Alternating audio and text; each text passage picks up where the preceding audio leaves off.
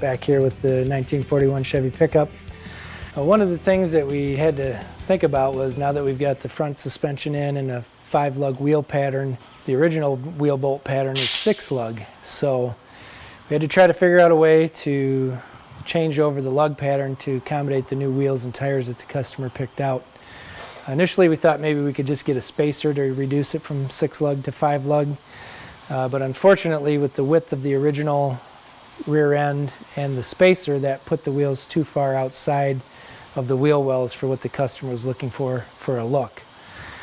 So we kind of went back to the drawing board a little bit. We decided that maybe a different rear end. We talked about a few different options. We ended up deciding on an S10 pickup rear end.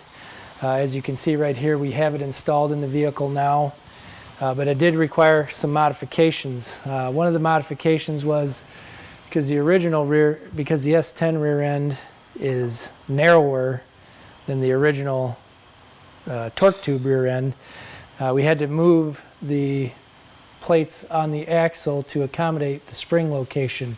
They used to be right in this area, and we had to move them out so that they would line up on the springs for installation.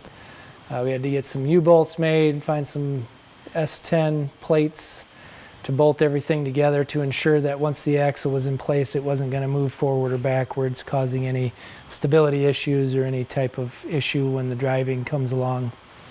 Another aspect of that then is we had to have a drive shaft made, and that drive shaft is posing some issues. We're having to really have the drive shaft company really think hard about how they're going to put it together to make it all work with the original standard 3-speed transmission and the S10 rear end.